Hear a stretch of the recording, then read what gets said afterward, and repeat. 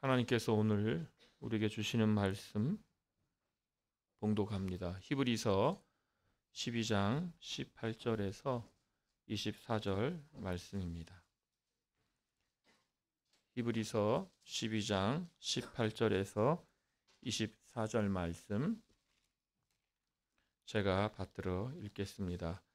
너희는 만질 수 있고 불이 붙는 산과 침침함과 흑암과 폭풍과 나팔 소리와 말하는 소리가 있는 곳에 이른 것이 아니라 그 소리를 듣는 자들은 더 말씀하지 아니하시기를 구하였으니 이는 짐승이라도 그 산에 들어가면 돌로 침을 당하리라 하신 명령을 그들이 견디지 못함이라.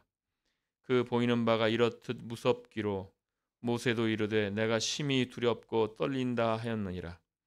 그러나 너희가 이른 곳은 시온산과 살아계신 하나님의 도성인 하늘의 예루살렘과 천만 천사와 하늘에 기록된 장자들의 모임과 교회와 만민의 심판자이신 하나님과 및 온전하게 된 의인의 영들과 새 언약의 중보자이신 예수와 및 아벨의 피보다 더 나은 것을 말하는 뿌린 피니라.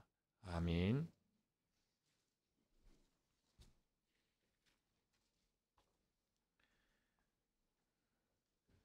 우리의 소속이 어디인가, 또 우리의 이 세상에서의 정체성이 무엇인가, 이건 굉장히 중요한 것인데 오늘 본문은 이제 그것을 우리에게 다시 한번 확인해주고 잘 알려주고 있습니다.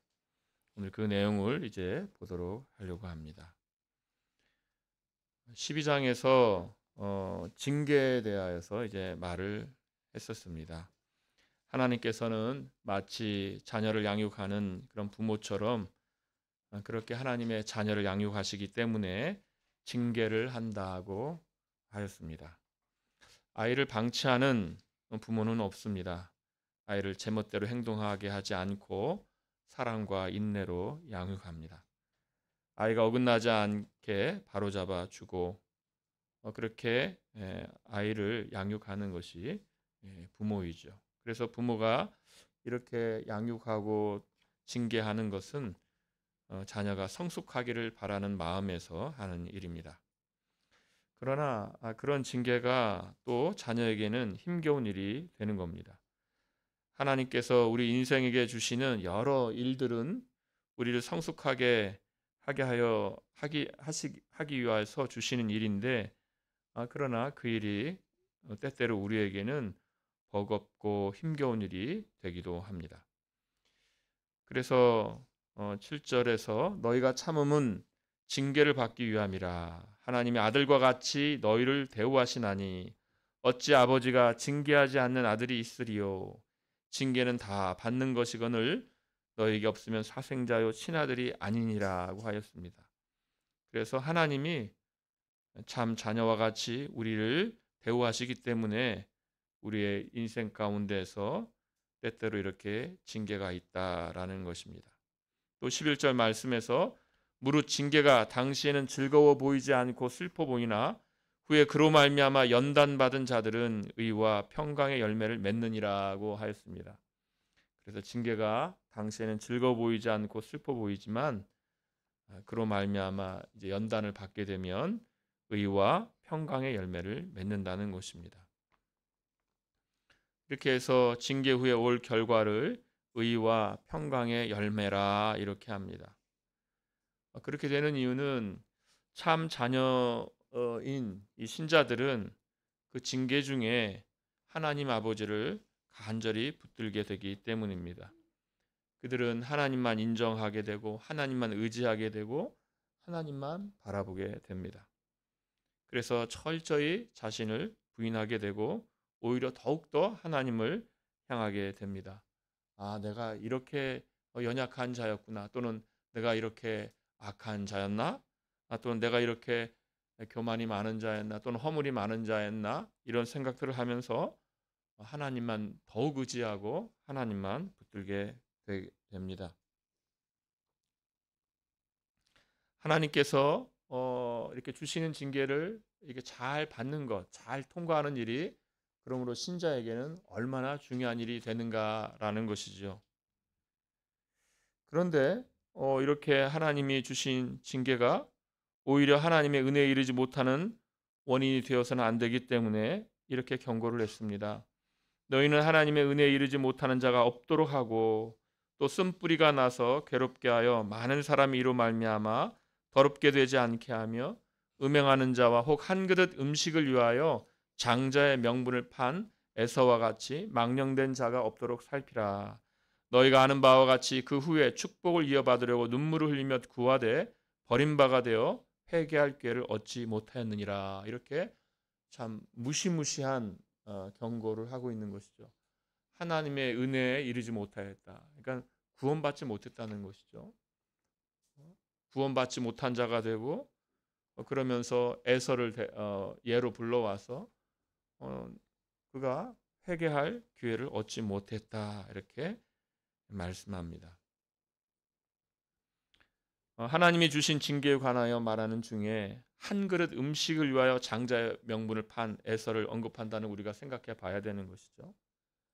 하나님이 주신 징계 가운데에서 하나님께서 성숙을 위하여 우리에게 주시는 징계인데 근데 오히려 징계 때문에 자기의 자녀된 신분 자체를 자기의 정체성을 진정한 정체성을 가볍게 여기는 이가 있을까 염려하여서 이 말씀을 하는 것이죠. 근데 에서가 자기가 갖고 있는 그 장자의 명분을 한 그릇 음식을 위하여 판 것처럼 그렇게 가치 없게 여긴 것처럼 혹시 징계 중에 그렇게 될까 염려하면서 이렇게 엄히 경고하는 거죠. 에서가 나중에 회개할 기회를 얻지 못했다.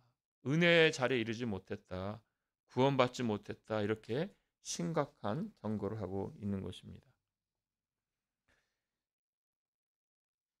그런데 이 말씀을 한 후에 바로 이어서 이제 오늘 말씀이 나오는 것은 이렇게 징계와도 같이 이렇게 이러한 경고는 사실은 우리를 위한 경고인 것이죠. 그런데 혹시 회개할 기회를 얻지 못했던 그런 에서와 같은 자들이 되면 어떡하냐 이런 경고를 듣고서 혹시 낭망에 빠질까 하여서 이제 현재의 신자의 신분을 히브리서 수신자들의 신분을 분명히 밝혀주기를 원합니다. 그래서 이렇게 에서처럼 그 은혜에 이르지 못하는 자가 있을까 한다 이렇게 심각한 말을 한 이유는 너희의 신분을 지키라는 그런 마음에서 한 말이지 너희를 낭만케 하기 위하여 한 말은 아니다라는 것이죠. 그래서 그 맥락에서 오늘 본문이 시작하는 것입니다. 오늘 이제 설교 제목이 너희가 이른 곳은 이렇게 했는데요. 이제 그냥 성경 구절에서 제목을 잡는 게 쉽지가 않더라고요. 그래서 저는 이제 가장 쉬운 게 뭔가 그래서 성경 본문에서 이제 가장 중심되겠다 이런 거 가져와서 제목을 삼곤 하는데 오늘 제목이 너희가 이른 곳은입니다. 그것은 22절에 있는 것이죠. 그러나 너희가 이른 곳은 이렇게 시작합니다. 19절에는 또 이렇게 거기 보시면 19절에 보면 나팔 소리와 말하는 소리가 있는 곳에 이른 것이 아니라라고 하죠.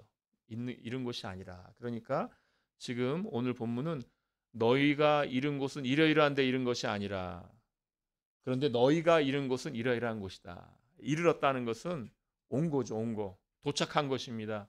너희가 도착한 곳, 너희가 온 곳이 어디냐? 너희가 오지 않은 곳이 어디이고 너희가 온 곳은 어디인가? 너희가 도착한 곳은 어디인가? 이것입니다.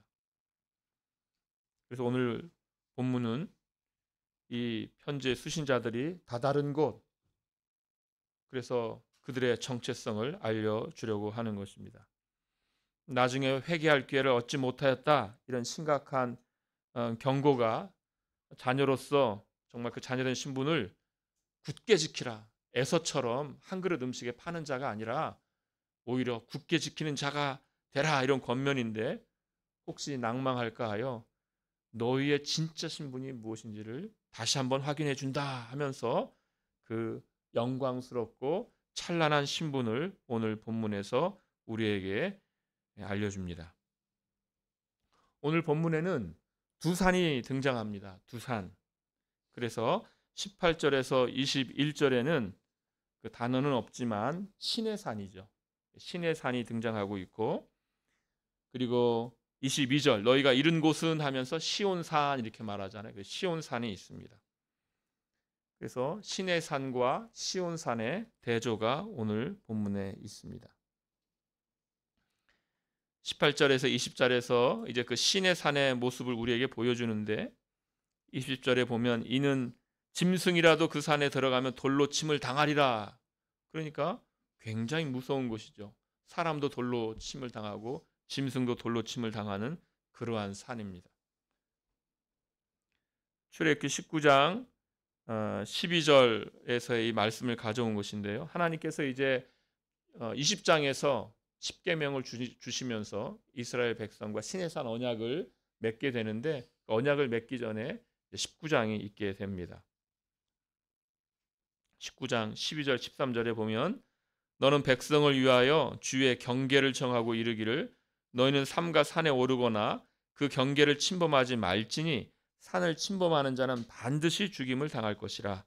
그런 자에게는 손을 대지 말고 돌로 쳐 죽이거나 화살로 쏘아 죽여야 하리니 짐승이나 사람을 막론하고 살아남지 못하리라. 이렇게 하셨습니다.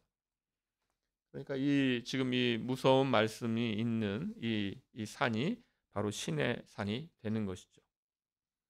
그리고 이 신의 산에 대조되는 산이 이제 22절부터 나오는 시온산입니다. 그러니까 신의 산과 시온산의 대조입니다. 히브리서의 수신자들이 이른 곳, 도착한 곳은 어디냐? 너희가 지금 온 곳은 이 무서운 산이 아니라 시온산이다. 이렇게 말해주고 있는 것이죠.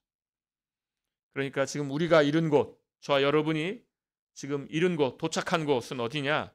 신의 산이 아니라 시온산이라는 것입니다. 회개할 기회를 찾지 못하였다는 이 심각한 경고 뒤에 그렇다면 신자라도 그렇게 멸망한다는 말인가? 그런데 그게 아니다. 너희가 이른 곳은 신의 산이 아니라 시온산이다. 너희의 진짜 신분이 무엇인지 이제 알려준다 하면서 오늘 말씀이 있는 것이죠. 그렇다면 신의 산을 통해서 우리가 무엇을 듣는 것이고 시온산을 통해서 또 무엇을 우리에게 말씀하시려는 걸까요? 오늘 본문이 알려주는 이 신의 산은 19장에 있는 그 신의 산에서 가져온 것입니다. 가져온 것이지만 우리가 보면 신의 산에서 가져온 것이지만 신의 산 언약에서 그 언약 전체를 가져온 것은 아니고요. 그 언약의 한 측면만을 가져와서 우리에게 보여주고 있는 것이죠. 그러니까 오늘 이 18절에서 21절 말씀은 지금 출애굽기에 있는 그 신의 산 언약 전체를 가져와서 우리에게 보여준다기보다는 신의 산에서 있었던 그 언약을 맺는 것에서의 한 면만 우리에게 드러내어 보여주고 있는 것입니다. 그래서 몇 가지 살펴보면 이게 신의 산에 대한 그 묘사임에도 불구하고 18절에서 21절에 신의 산이라는 단어 자체가 등장하지 않죠. 뭐라고 하는가 하면 그 산이랍니다. 그 산. 그래서 20절에 이는 짐승이라도 그 산에 들어가면 그 산이라고 해요. 신의 산이라는 말을 일부러 회피하고 있습니다. 그래서 우리가 출애굽기 19장 20장을 보게 되면 하나님의 이 참 그 어미로우심과 그 거룩함을 보여주시기도 하지만 그러나 또한 동시에 십계명을 시작하면서 나는 너를 애굽 땅 종되었던 집에서 인도하여 낸 내 하나님 여호와로라라고 이렇게 말씀하거든요. 나는 너희를 종되었던 집에서 구해내는 너희 하나님 여호와다라는 이 언약의 하나님, 그 은혜로운 하나님을 드러내 주면서 이 언약을 맺는데 그러니까 구원하시는 하나님이요, 먼저 찾아오신 하나님이요, 그렇게 은혜로우신 하나님이다 이렇게 시작하는 건데, 그럼 오늘 이 18절에서 21절에는 하나님이라는 단어도 사실 여기에는 없습니다. 정말 냉랭한, 무서운, 또 두려움이 우리에게 느껴지도록 이렇게 되어 있죠.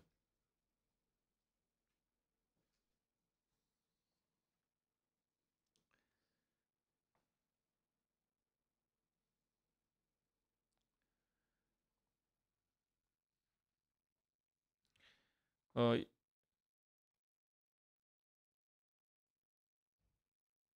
네. 자, 출애굽기 우리가 20장을 한번 보도록 하겠습니다. 20장. 아까 19장을 제가 조금 읽어드리긴 했는데 한번 그 19장도 그러면 19장도 잠깐 보겠습니다. 19장 11절부터 보면은 아까 보았지만 19장 11절부터 잠시 보면은 준비하게 하여 셋째 날을 기다리게 하라. 이는 셋째 날에 나 여호와가 온 백성의 목전에서 신의 산에 강림할 것임이니 너는 백성을 위하여 주의 경계를 정하고 이르기를 너희는 삼가 산에 오르거나 그 경계를 침범하지 말지니 산을 침범하는 자는 반드시 죽임을 당할 것이라. 그런 자에게는 손을 대지 말고 돌려쳐 죽이거나 화살로 쏘아 죽여야 하리니 짐승이나 사람을 막론하고 살아남지 못하리라 하고 나팔을 길게 불거든 산 앞에 이를 것이니라 하라. 이렇게 해서 정말 어, 어, 두려움이 있죠. 또 16절에도 보면 셋째 날 아침에 우레와 번개와 빽빽한 구름이 산 위에 있고 나팔 소리가 매우 크게 들리니 진중에 있는 모든 백성이 다 떨더라. 이렇게 해서 이렇게 떨고 있는 그런 모습이 보여집니다. 그런데 한 장 넘겨서 18절 20장 18절을 보시면 20장 18절에서 20절까지 우리 같이 한번 읽어봅니다. 시작. 뭇 백성이 우레와 번개와 나팔 소리와 산의 연기를 본지라. 그들이 볼 때에 떨며 멀리 서서 모세에게 이르되 당신이 우리에게 말씀하소서 우리가 들으리이다. 하나님이 우리에게 말씀하시지 말게 하소서 우리가 죽을까 하나이다. 모세가 백성에게 이르되 두려워하지 말라. 하나님이 임하심은 너희를 시험하고 너희로 경유하여 범죄하지 않게 하려 하심이니라. 이렇게 백성들이 두려워했고 떨었고, 그런데 20절에 보면 모세는 뭐라고 말하냐면 두려워하지 말라고 하죠. 그리고 그렇게 이거에 의도가 있죠. 하나님이 임하심은 너희를 시험하고 너희로 경유하여 범죄하지 않게 하려 하심이니라. 이렇게 있습니다. 그래서 모세는 오히려 두려워하지 말라 하고 이렇게 하는 것의 목적, 그것은 이스라엘 백성의 유익을 위하여 그렇게 하고 있는 것이죠. 그들로 하여금 하나님을 경외하게 하고 범죄하지 않게 하려는 그런 목적을 갖고 있는 그 유익한 것이라고 출애굽기에서 이렇게 우리에게 보여줍니다. 근데 히브리서로 오게 되면 이 내용을 히브리서는 그 내용 중에서 한 측면을 가져오는데 뭘 가져오냐면 두렵고 떨리는 것. 여기는 신의 산이라는 용어도 없고 하나님이라는 것도 없습니다. 그래서 너희는 만질 수 있고 불이 붙는 산과 침침함과 흑암과 폭풍과 나팔 소리와 말하는 소리가 있는 곳에 이른 것이 아니라 그 소리를 듣는 자들은 더 말씀하지 아니하시기를 구하였으니 우리가 지금 20장에서 본 것처럼 이는 짐승이라도 그 산에 들어가면 돌로 침을 당하리라 하신 명령을 그들이 견디지 못함이라. 그 보이는 바가 이렇듯 무섭기로 모세도 이르되 내가 심히 두렵고 떨린다 하였느니라. 이렇게 이 말씀 우리에게 전해줍니다. 그래서 신의 산의 장면 중에서 어떤 것을 가지고 오고 있습니까? 두려운 것, 떨린 것, 그 공포를 우리에게 가져옵니다. 그런데 우리가 본 것처럼 신의 산에서 하나님께서 그렇게 하신 것은 아무 목적 없이 그렇게 하신 것이 아니라 이스라엘을 위하여 은혜롭게 그렇게 하신 것입니다. 그래서 하나님의 임하심은 너희를 시험하고 너희로 경유하여 범죄하지 않게 하려 하심이라는 말씀이 있는 것입니다. 그래서 이스라엘로 범죄하지 않게 하시려고 하나님의 그 거룩하심을 그런 방식으로 알리신 것이죠. 그러나 지금 히브리서는 그런 하나님의 은혜로우신 의도를 배제한 채로 신의 산에서 보여진 한 측면, 두렵고 떨리는 그 장소로서 그걸 가져와서 우리에게 보여주고 있는 것이죠. 그리고 또 모세의 증언을 가져와서 하나님을 가장 가까이에서 뵙고 교제했던 모세를 가져와서 모세를 증언 삼아서 모세마저도 두렵고 떨린다 하였다. 이것을 우리에게 소개합니다. 그런데 이 부분에서 의아한 것은 우리가 아까 출애굽기 20장에서 본 것처럼 20장 20절에서 모세가 백성에게 한 말이 무슨 말인가 하였냐면 두려워하지 말아라였거든요. 두려워하지 말아라. 이 모든 상황에서 시내산 언약이 맺어지는 현장에서 모세는 오히려 이스라엘에게 두려워하지 말아라라고 했는데 히브리서는 모세가 두렵고 떨렸다고 했다. 이렇게 가져옵니다. 맞지가 않죠. 근데 이 말은 사실 모세가 두렵고 떨린다는 표현은 언제 나오는가 하면 신명기 9장 19절에서 나온 말씀인 19절에 나오는 말씀인데 여호와께서 심히 분노하사 너희를 멸하려 하셨으므로 내가 두려워하였노라. 그러나 여호와께서 그때에도 내 말을 들으셨고라고 합니다.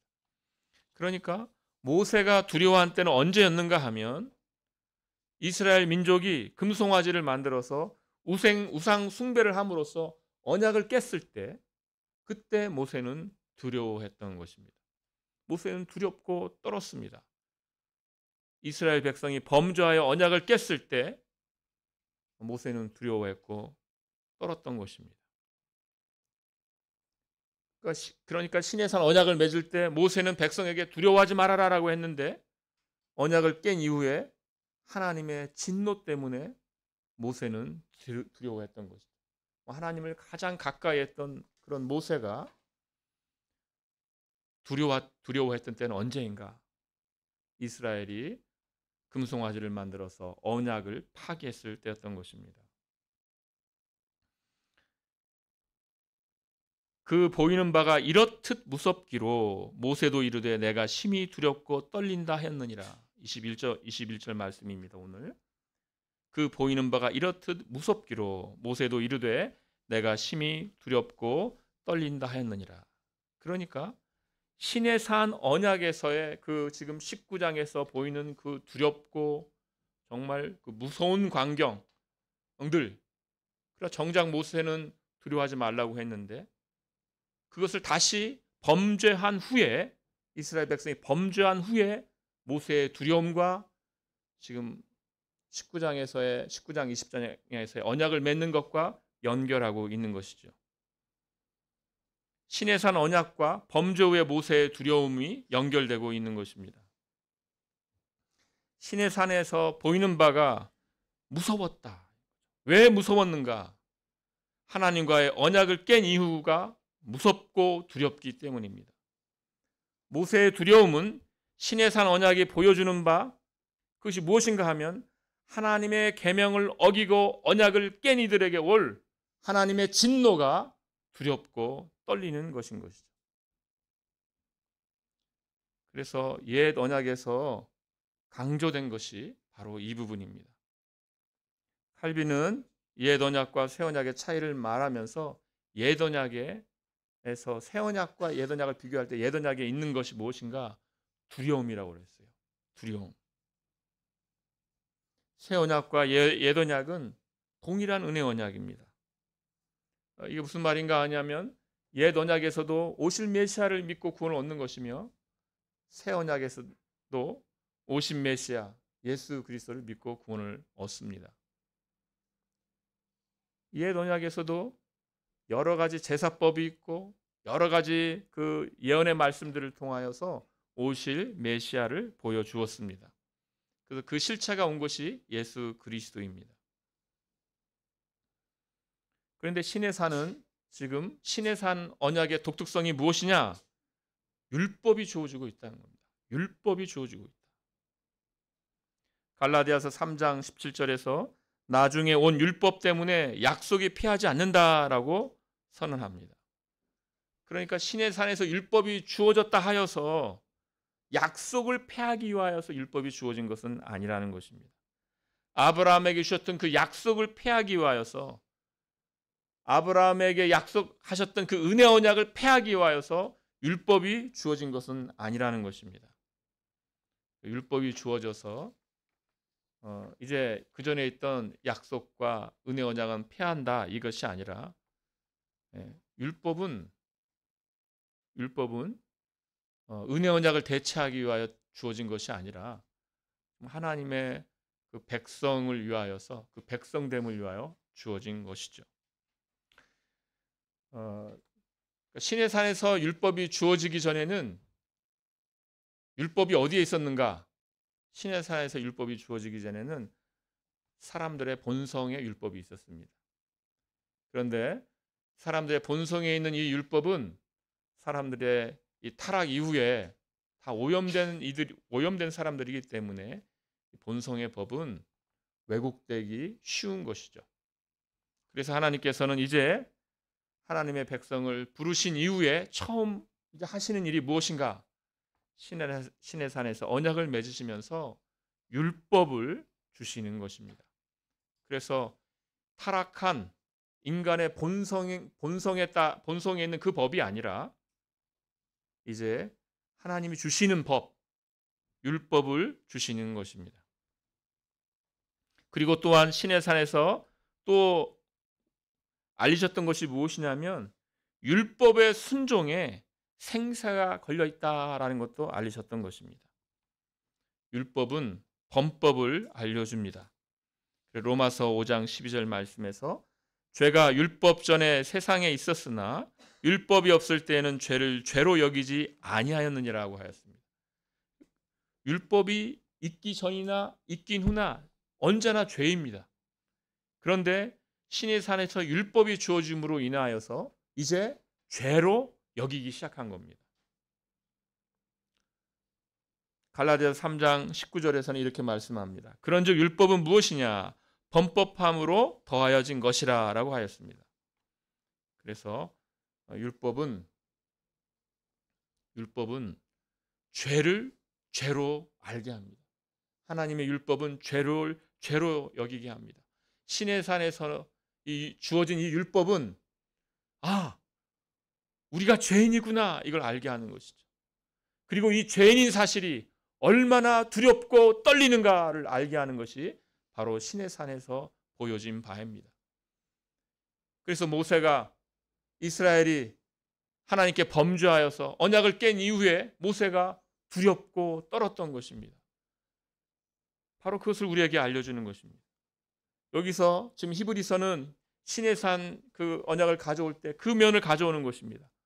언약을 깼을 때 얼마나 인간은 비참하며 인간은 얼마나 두렵고 떨리는 상황에 있는가라는 것입니다.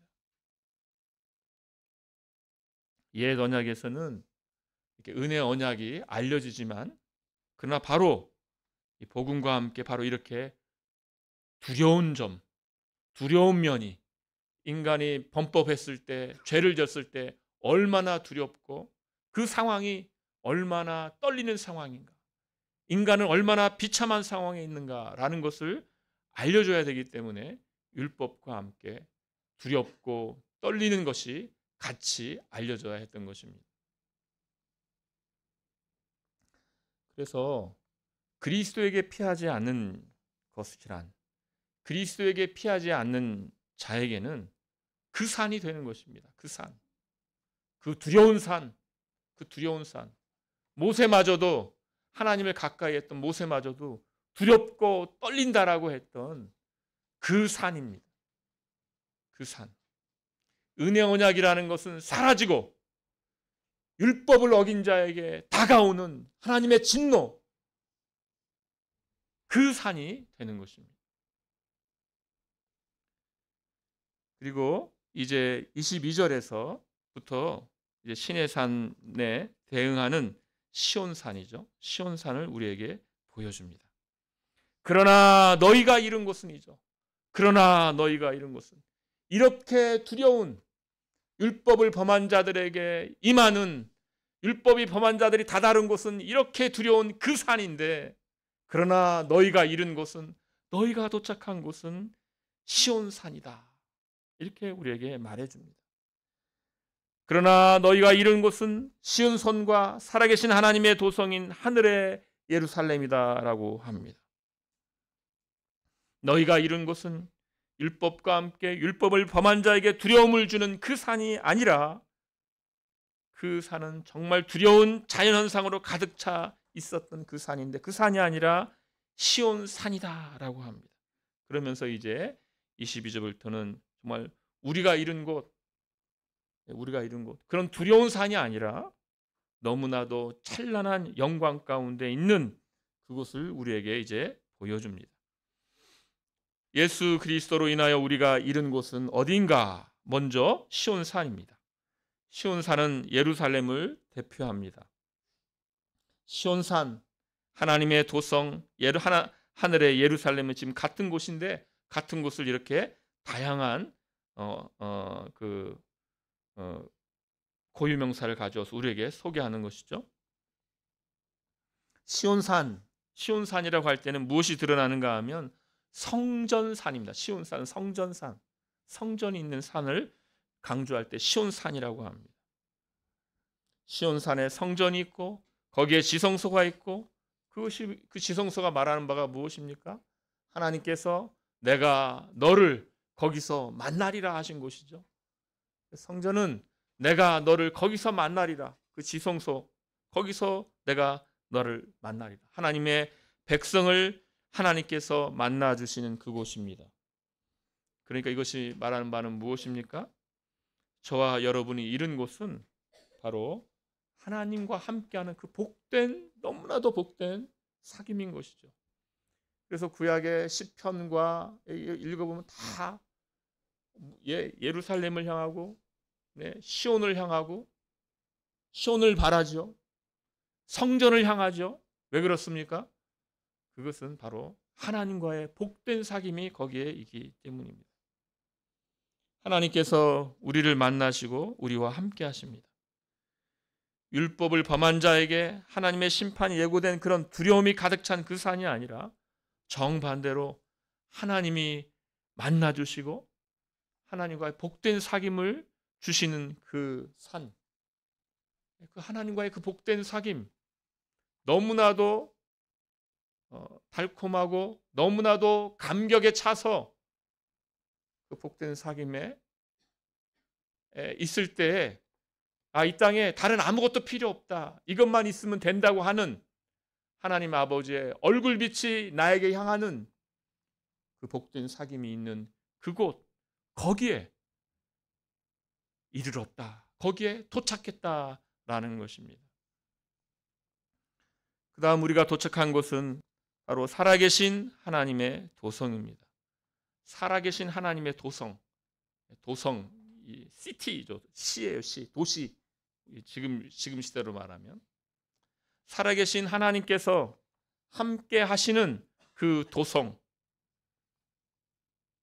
이제 이곳은 하나님의 백성들이 함께 머무는, 하나님과 복된 사귐을 누리는 하나님의 백성들이 함께하는, 그래서 그들이 서로 행복하게 교제하며 사는 곳이죠. 사는 곳. 우리의 도착지는 살아계신 하나님의 도성입니다.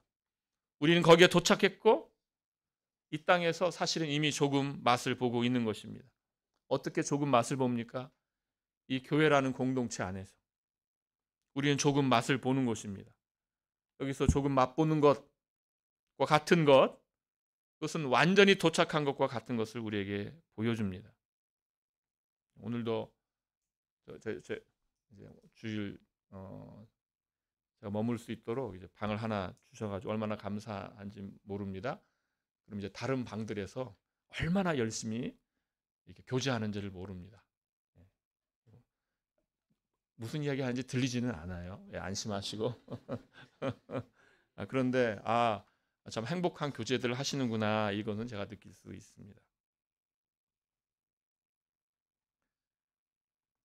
이 두려운 산에서는 하나님에 대한 언급도 없죠. 그런 복된 교제라는 건 찾아볼 수도 없는 곳입니다. 그러나 우리가 도착한 곳은 하나님과 교제하는 것이요, 그 백성이 함께하는 복된 공동체입니다. 그래서 우리가 도착한 곳은 어디입니까? 무서운 하나님이 계신 곳이 아닙니다. 우리를 무섭게 하시는 하나님이 계신 곳이 아니라 우리를 품으시는 살아계신 하나님께서 함께 하시는 그곳입니다. 그의 백성들이 함께 있는 곳입니다. 이곳이 바로 하늘의 예루살렘입니다. 이 땅에서는 찾아볼 수 없는 곳, 하늘의 예루살렘입니다. 이어서 우리가 도착한 곳이 얼마나 영광되며 기쁜 장소인지 우리에게 보여주는데, 이제 그 예루살렘 다음에 천만 천사와 이렇게 언급합니다. 그리고 이제 또 중요한 사본은 뒤에다가 기뻐하는 모임이라는 걸 또 덧붙여서 기뻐하는을 또 붙여요. 그래서 천만 천사 이렇게 붙입니다. 그러니까 지금 이 천만 천사는 그냥 가만히 있는 천만 천사가 아니라, 수많은 천사가 아니라 지금 하나님의 백성이 함께 모여 있는데 함께 기뻐하며 찬송하고 있는 천만 천사입니다. 네, 이것이 얼마나 그 영광스러운지 여러분 한번 그려보십시오. 우리가 도착한 곳은 여러분이 도착을 했습니다. 하늘의 예루살렘에 도착했습니다. 천만 천사가 거기에서 기뻐하고 있습니다. 거기에 하나님의 백성이, 거기에 정말 복된 백성이 이제 거기에 있는 것입니다. 무서운 나팔 소리가 아니라 기뻐하는, 지금 우리로 인하여서 기뻐하는 천만 천사가 있는 곳, 그래야 함께 하나님을 찬송하는 천만 천사가 있는 곳, 거기에 우리가 도착한 곳입니다. 또 23절에서도 계속됩니다. 우리가 도착한 곳은 하늘에 기록된 장자들의 모임과 교회라고 하였습니다. 하늘에 기록된 모임이라, 교회라 합니다. 하늘에 등록되어 있어요. 등록되어 있다. 기록되어 있다. 등록되어 있다는 것이에요. 우리의 시민권은 하늘에 있습니다. 이 기쁨의 도시에, 하늘 예루살렘에 거기에 우리가 등록되어 있어요. 주민등록 등본 있잖아요. 거기에 우리가 하늘 예루살렘 주민등록에 되어 있어요. 거기에 기록되어 있습니다. 에서와 같이 장자권을 멸시한 이들이 아니라 그 장자권을 사모한 이들이 거기에 기록되어 있습니다. 모든 택함 받은 이들입니다. 과거와 현재와 미래에 이르는 모든 이들로 구성된 교회입니다. 히브리서 수신자 중에서는 아마도 이 땅에서 정말 핍박 가운데에서, 박해 가운데에서 사는 이들이 있었을 것입니다. 그들은 정말 어디에도 자기의 등록된 나라가 없는, 또는 등록된 도시가 없는 채로 정말 나그네로 사는 이들, 지금도 그런 이들이 있지 않습니까? 우리 시대에도 핍박과 박해와 여러 가지를 피해서 오는 정말 나라를 잃은 이들이 있지 않습니까? 자기 이름이 등록된 나라가 없는 것만큼 큰 슬픔은 없을 것입니다. 소속이 없는 거예요. 그러나 이제 우리의 이름이 하늘에 등록되었다. 여러분의 이름이 하늘에 등록되어 있습니다. 라는 이 표현은 얼마나 큰 위로가 되었겠습니까? 우리의 이름이 하늘에 등록되어 있다는 사실, 우리가 도착한 곳이 그 어마어마한 큰 무리가 있는 그곳이라는 것에, 그리고 지금 천만 천사는 하나님을 예배하며 기뻐하며 함께 찬송하고 있다는 사실, 이것이 얼마나 우리에게 큰 위로를 줍니까? 그리고 또 이렇게 또 말합니다. 우리는 만민의 심판자이신 하나님께 이르렀다고 합니다. 만민의 심판자이신 하나님께 이르렀다. 여기서 뭔가 어색함을 느낄 여러분도 있을 수 있습니다. 기쁨과 영광스러운 장면이 반복되는 중에 갑자기 만민의 심판자인 하나님께 이르렀다는 것에서, 아니 심판자인 하나님 하면서 이렇게 어색함과 또는 두려움을 느낄 수도 있겠습니다. 그러나 그렇지 않습니다. 아까 본 것처럼 모세가 두렵고 떨었던 것은 범죄자에게 임하는, 범법자에게 임하는 하나님의 심판이었습니다. 그런데 우리가 23절에서 보는 만민의 심판자이신 하나님께 왔을 때, 지금 이것을 쓸 때 두렵고 떨리는 마음으로 쓰고 있지 않죠. 만민의 심판자인 하나님께서 우리를 뭐라고 하시기 때문입니까? 의인이라고 칭하시기 때문입니다. 그래서 바로 온전하게 된 의인의 영들과를 바로 덧붙이고 있죠. 만민의 심판자이신 하나님께서는 우리를 의인들이라 칭하시기 때문에, 의인이라고 선언하시기 때문에 우리에게는 두려움이 없습니다. 왜 우리가 의인입니까? 의인들의 영들 바로 뒤에 뭐가 나옵니까? 새 언약의 24절에 가면 새 언약의 중보자이신 예수와 및 뿌린 피입니다. 예수의 뿌린 피. 그래서 우리에게는 두려움이 없는 겁니다. 만민의 심판자인 하나님께 우리는 담대히 오히려 나아가는 것입니다. 만민의 심판자인 하나님께 담대히 나아가는 이유는 하나님 나를 죄인이라고 하면 어떡하지? 이 마음이 아니라 오히려 하나님, 예수님을 믿은 저입니다. 왜냐하면 의인이기 때문에, 예수님을 붙잡고 있기 때문에 하나님께 오히려 나아가는 자입니다.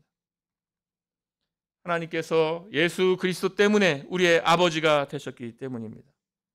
하나님이 더 이상 두렵지 않습니다. 왜냐하면 중보자 예수의 피 때문입니다. 그래서 히브리서는 이 만민의 심판자 하나님께 도착했다, 이 표현 때문에 우리가 여기에 값없이 도착한 것이 아니구나, 본래는 심판을 받았어야 되는 우리인데 오히려 우리가 당당히 심판자이신 하나님께 나아가는구나. 왜요? 바로 그 뒤에 있는 중보자 예수 그리스도와 그의 피 때문입니다. 하나님께서는 가장 공의로우시고 죄에 대하여 심판하시는 분인데, 정말 두렵고 떨려야 되는 것인데, 그러나 예수님의 십자가를 붙드는 자들에게는 하나님은 더 이상 그런 하나님이 아니라 아버지 하나님이십니다. 그래서 온전하게 된 의인의 영들이 있는 것이죠. 죽은 자들의 그 영혼들인데 그들은 어떤 자들인가? 온전하게 된 의인들의 영들이라는 것입니다. 예수님의 피는 능력이 있고 예수 안에서 죽은 이들은 완전하게 되어서 의인들로서, 완전한 의인들로서 천국에 있다는 것입니다. 심판자 하나님께서 이제 신자들이 갔을 때 우리를 어떻게 평가하십니까? 하나님께서 예수 믿는 여러분을 어떻게 평가하십니까? 죄가 하나도 없구나. 왜요? 예수님의 피 때문에 죄가 하나도 없구나. 또 어떻게 평가하십니까? 완전한 의인이구나. 율법을 완전히 지켰구나 라고 평가하십니다. 왜 그렇습니까? 예수님께서 우리를 대신하여서 행하신 그 모든 일을 마치 우리 자신이 한 것처럼 여겨주시기 때문에 우리는 만민의 심판자이신 하나님께 나아가서 완전한 의인이라는 그 평가를 받는 것입니다. 이렇게 된 것이 중보자의 예수님의 피 때문입니다. 그래서 마지막으로 언급되는 분이 새 언약의 중보자 예수님, 그리고 그의 피인 것입니다. 히브리서는 성소에 들어가신 예수님을 우리에게 몇 차례씩 보여주었습니다. 대제사장이 속죄일에 제물의 피를 가지고 휘장을 지나 지성소에 들어가서 뿌린 것처럼 예수님께서 십자가에서 피를 흘리시고 부활하셔서 하늘을 지나 하늘 참 성소에 들어가셨습니다. 피가 언약궤에 뿌려지죠. 언약궤에 뿌려집니다. 언약궤 안에 무엇이 있나요? 언약궤에는 언약의 두 돌판이 있습니다. 언약의 두 돌판에는 십계명이 기록되어 있습니다. 시내산에서 주어진 두 돌판입니다. 피가 없다면, 뿌려지는 피가 없다면, 언약궤에 뿌려지는 피가 없다면 십계명, 이 언약의 두 돌판은 두렵고 떨리는 돌판이 되는 것입니다. 그러나 그 언약궤에, 그 2돌판이 있는 그 언약궤에는 피가 뿌려지고 있는 것입니다. 그 언약궤 위에 씌운 자요. 거기서 하나님께서 내가 너를 만나리라고 하신 것인데 피가 없다면 두렵고 떨림만이 있을 뿐입니다. 그러나 예수님께서 우리를 위하여 피를 흘리시고 그 언약궤에 피를 뿌린 것과 같습니다. 그래야 우리는 담대하게 은혜의 보좌 앞에 나아가라는 그 명령을 듣는 것입니다. 누가 은혜의 보좌 앞에 담대히 나아갑니까? 은혜의 보좌라고 했을 때는 바로 그 언약궤 위를 말하는 거거든요. 그 안에 지금 두 돌판이 있어서 아무도 나아가지 못하는 것입니다. 오히려 두렵고 떨리며 구약에서 보여준 바대로 오히려 하나님께 나아가는 길은 오히려 막힌 것과 같다. 그러지 않습니까? 그러나 예수님의 피로 인하여 그 길이 열렸고, 그래서 예수님께서 우리 앞서 휘장 안에 들어가셔서 우리를 기다리고 계시는 것이죠. 신에 사는 두려움이나 더 이상 우리는 거기에 있지 않고 두려움이 있지 않은 시온산, 오히려 무한한 가치가 있는 중보자의 피가 뿌려지는 곳에서 우리는 하나님을 담대히 만나는 것입니다. 이 피에 대하여 아벨의 피보다 더 나은 것이라, 이렇게 나은 것을 말한다, 이렇게 말씀합니다. 히브리서 11장 11절에서 아벨은 죽었으나 그 믿음으로써 지금도 말한다고 하였습니다.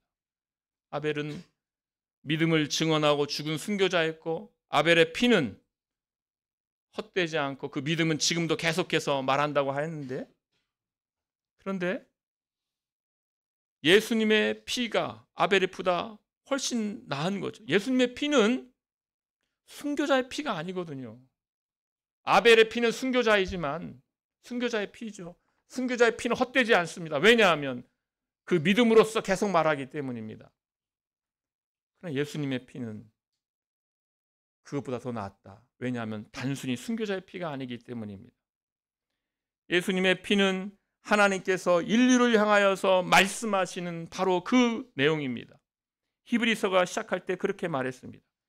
옛적의 선지자들을 통하여 여러 부분과 여러 모양으로 우리 조상들에게 말씀하신 하나님이 이 모든 날 마지막에는 아들을 통하여 우리에게 말씀하셨으니 이 아들을 만유의 상속자로 세우시고 또 그로 말미암아 모든 세계를 지으셨느니라. 옛적의 선지자들을 통하여 말씀하신 하나님이 마지막에 아들을 통하여 말씀하신다. 하나님께서는 계속해서 말씀하고 계신 거죠. 근데 아들을 통해서도 말씀하십니다. 아들을 통하여 말씀하시는 그 내용이 무엇입니까? 예수님의 피가 말하는 그 내용이 아니겠습니까? 나와, 하나님께서 말씀하시는 거예요. 나와 사귀자. 어서 와라. 복된 사귐을 맛봐라. 라고 부르시고 계신 것이죠. 그것을 위하여 예수님의 피가 흘렀습니다. 그것을 위하여 예수님의 피가 흘렀습니다.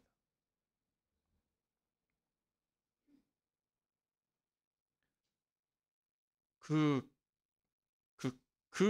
가치를 우리는 누려야 되는 것입니다. 우리는 이미 하늘 성소에 들어온 것과 같습니다. 우리는 하나님을 만나는 자들입니다. 때를 따라 돕는 은혜를 얻기 위하여 은혜의 보좌 앞에 담대히 나아가는 자들입니다. 우리가 거기에 도착한 것입니다. 우리가 이른 곳 거기입니다. 우리가 이른 곳은 그 성소입니다. 그 성소. 새 언약의 중보자 그리고 그의 피가 지금 뿌려진 곳, 하나님을 만나는 곳입니다. 우리가 이미 도착한 이곳, 우리에게 주어진 이 복됨을 생각할 때 우리가 이 세상에서 어떻게 살아야 되겠는가라는 것이죠. 이 세상에서 어떻게 우리의 신분을 증명하겠습니까? 우리의 정체성을 어떻게 증명하겠습니까? 에서처럼 장자의 신분을 팔겠습니까? 하나님을 만나서 하나님과 이 놀라운 복된 사귐을 누리는 그것이 우리의 신분인데 어떻게 한 그릇 음식을 위하여 우리의 신분을 팔아 넘기겠습니까? 그럴 수 없는 것이죠. 오히려 반대로 은혜의 보좌 앞에 나아가기를 너무나 기다리고 즐겨하고 그 꿀처럼 단 하나님과의 너무나도 이 복된 그 사귐을 오늘도 누리고 내일도 누리고 어서 빨리 가서 기도해야지. 그냥 걸어가는 중이라도 주님을 부르는 걸어가는 중이라도 주님을 부르는 주님을 찾는 주님을 향하는 그 복된 인생이 되어야 할 것입니다. 은혜 보좌 앞에 나아가기를 즐기시고 그 꿀처럼 단 하나님과의 너무나도 달콤한 복된 그 사귐을 누리시는 저와 여러분 되시기를 소원합니다. 기도하겠습니다. 하나님 아버지, 우리는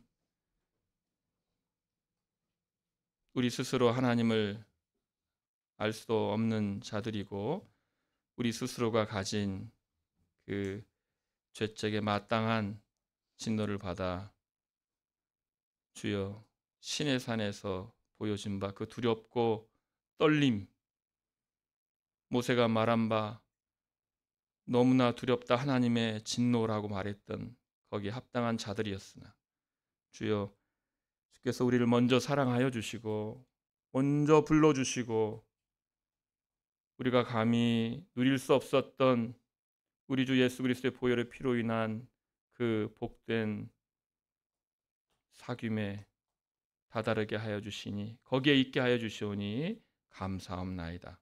아버지 하나님, 주께서 주신 이 놀라운 복을 날마다 순간마다 기억하고 확인하고